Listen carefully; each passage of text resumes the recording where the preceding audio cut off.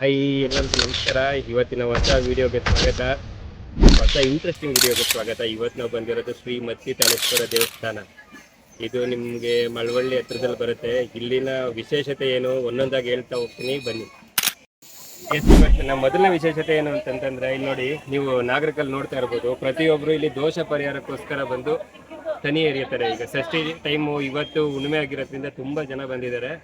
So ಇದೇ ಇಲ್ಲಿನ ಮೊದಲನೇ ವಿಶೇಷತೆ.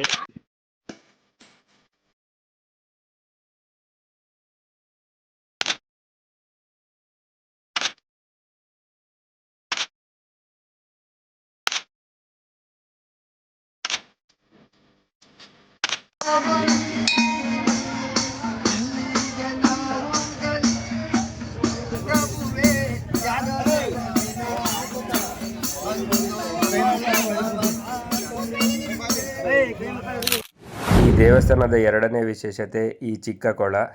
ಈ ನೀರನ್ನು ಸ್ಪರ್ಶಿಸಿದರೆ ಸಾಕು ನಮಗೆ ಪಾಸಿಟಿವ್ ಎನರ್ಜಿ ಸಿಗುತ್ತೆ. ಫಸ್ಟ್ ನಾವು ಇಲ್ಲಿಂದ ಈ ಮೊದಲನೇ ಕೊಳದಿಂದ ಎರಡನೇ ಕೊಳಕ್ಕೆ ಹೋಗಬೇಕಾಗತ್ತೆ. ಮೂರನೇ ವಿಶೇಷತೆ ಬಂದು ಈ ದೊಡ್ಡ ಕೊಳ. ಈ ಕಲ್ಯಾಣಿ ಒಳಗಡೆ ಯಾರೇ ಸ್ನಾನ ಮಾಡಿದ್ರೂ ಯಾವುದೇ ರೀತಿಯಾದಂಥ ಚರ್ಮ ರೋಗ ಇದ್ದರೆ ನಿವಾರಣೆ ಆಗುತ್ತೆ ಎಂಬ ನಂಬಿಕೆ ಇದೆ. ಸೊ ಬನ್ನಿ ನಾಲ್ಕನೇ ವಿಶೇಷತೆ ಕಡೆ ಹೋಗೋಣ.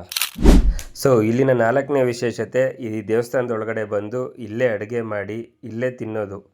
ಸೊ ಇಲ್ಲಿ ಈ ಥರ ಊಟ ಮಾಡೋದ್ರಿಂದ ಯಾವುದೇ ನಮ್ಮ ಬಾಡಿಲಿ ಇರುವಂಥ ರೋಗಗಳೆಲ್ಲ ನಿವಾರಣೆ ಆಗುತ್ತೆ ಅನ್ನೋ ನಂಬಿಕೆ ಇದೆ ಈ ದೇವಸ್ಥಾನದಲ್ಲಿ. ಸೊ ನಾವು ಬಂದಿದ್ದೀವಿ. ನಾವು ಆಲ್ರೆಡಿ ಅಡುಗೆ ಎಲ್ಲ ಮಾಡಿ ಊಟಕ್ಕೆ ರೆಡಿಯಾಗಿದೆ. ಅದಕ್ಕಿಂತ ಮುಂಚೆ ದೇವಸ್ಥಾನದೊಳಗಡೆ ಹೋಗೋಣ, ನಿಮಗೆ ದೇವ್ರ ದರ್ಶನ ಮಾಡಿಸ್ತೀನಿ, ದೆನ್ ಊಟದ ಕಡೆಗೆ ಬರೋಣ. ಬೆಂಗಳೂರಿನಿಂದ 105 ಕಿಲೋಮೀಟರ್ ಇರುವಂಥ ಈ ಮತ್ತಿತಾಳೇಶ್ವರ ದೇವಸ್ಥಾನ ಪ್ರತಿ ಭಾನುವಾರ ಮತ್ತು ಗುರುವಾರ ವಿಶೇಷ ಪೂಜೆ ಇರುತ್ತೆ. ಇಲ್ಲಿ ಯಾರಿಗಾದ್ರೂ ಚರ್ಮ ರೋಗ ಇದ್ದರೆ ಮತ್ತು ಸರ್ಪದೋಷ ಇದ್ದರೆ ನೀವು ಇಲ್ಲಿ ನಿವಾರಣೆ ಮಾಡ್ಕೊಬೋದು. ಇಲ್ಲಿ ನೀವು ಬಂದು ಪುರೋಹಿತರ ಹತ್ರ ಮೃತ್ಯುಕೆ ಪೊಟ್ಟಣ ಅಂತ ಕೇಳಿದ್ರೆ ಅವರು ಒಂದು ನಿಮಗೆ ಪೊಟ್ಟಣ ಕೊಡ್ತಾರೆ. ಅದು ಮತ್ತಿ ಮರ ಮತ್ತು ಹುತ್ತದ ಮಣ್ಣಿಂದ ಮಾಡಿರ್ತಾರೆ. ಇದನ್ನು ತಗೊಂಡು ಲೇಪನ ಮಾಡೋದ್ರಿಂದ ಚರ್ಮ ರೋಗ ನಿವಾರಣೆ ಆಗುತ್ತೆ ಎನ್ನೋ ನಂಬಿಕೆ ಇದೆ ಈ ದೇವಸ್ಥಾನದಲ್ಲಿ. ಹಾಗೂ ಈ ದೇವಸ್ಥಾನದ ಸಮಯ ಬಂದು ಬೆಳಿಗ್ಗೆ 6ರಿಂದ ಸಂಜೆ 5 ಗಂಟೆವರೆಗೂ ಇರುತ್ತೆ.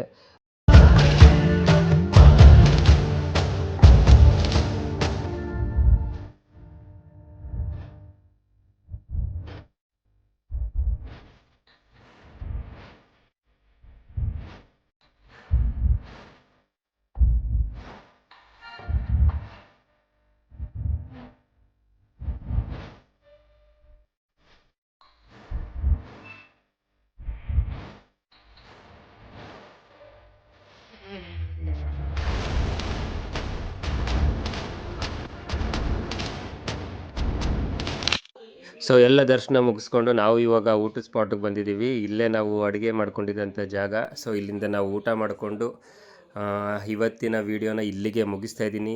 ಇನ್ನೂ ಯಾರು ನಮ್ಮ ಚಾನಲ್ಗೆ ಸಬ್ಸ್ಕ್ರೈಬ್ ಮಾಡಿಲ್ಲ, ದಯವಿಟ್ಟು ಸಬ್ಸ್ಕ್ರೈಬ್ ಮಾಡಿ ಅಂತ ಕೇಳ್ತಾ, ಈ ವಿಡಿಯೋ ನಿಮ್ಗೆ ಏನಾದರೂ ಇಷ್ಟ ಆಗಿದ್ದರೆ ಒಂದು ಲೈಕ್ ಮಾಡಿ, ಶೇರ್ ಮಾಡಿ, ಸಪೋರ್ಟ್ ಮಾಡಿ. ದಯವಿಟ್ಟು ಸಬ್ಸ್ಕ್ರೈಬ್ ಮಾಡಿ. ಇದಕ್ಕೇನು ದುಡ್ಡು ಕೊಡಬೇಕಾಗಿರೋ ಅವಶ್ಯಕತೆ ಇಲ್ಲ. Thank you. ನೆಕ್ಸ್ಟ್ ವೀಡಿಯೋದಲ್ಲಿ ಸಿಗೋಣ.